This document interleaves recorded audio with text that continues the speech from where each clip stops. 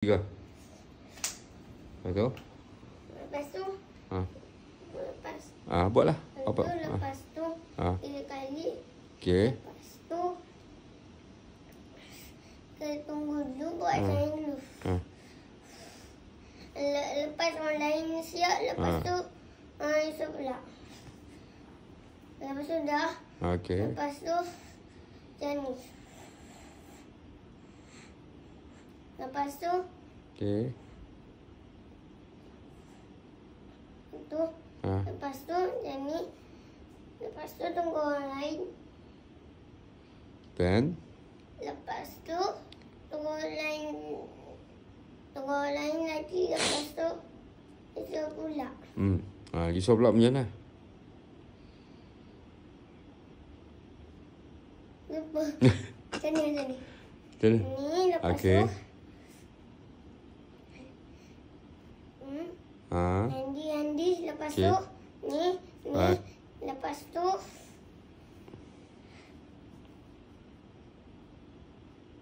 Automatic deal.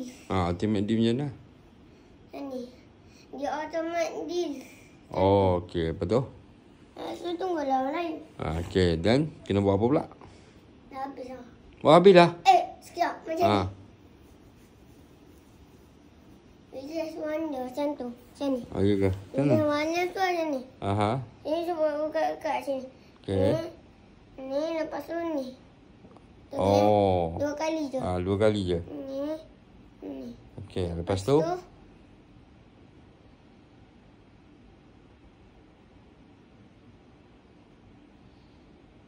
Lupa dah.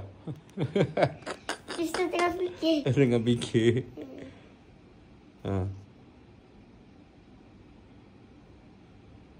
Tu tak ingat dah. Itu je. Itu je. Cuba buat persembahan betul-betul.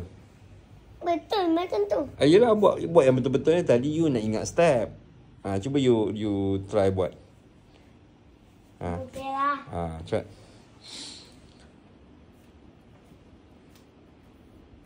Okey. 1, 2, 3 dulu. 1, 2, 3.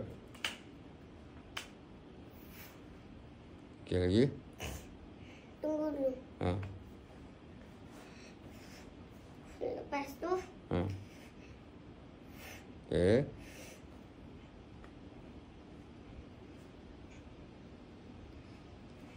Lepas tu. Lepas tu tunggu lagi. Tunggu lagi, okey. Lepas tu susah pula.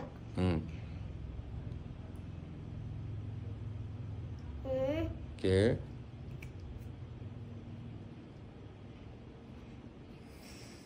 Lepas tu tunggu orang. Okey, lepas dah tunggu orang. Tunggu orang. Tunggulah. Lagi 1. Okey. Lepas tu dah. Lepas tu dekat pula. Dekat, okey. Ni. Macam tu dah. Lepas tu? Habis Dah habis. Settle.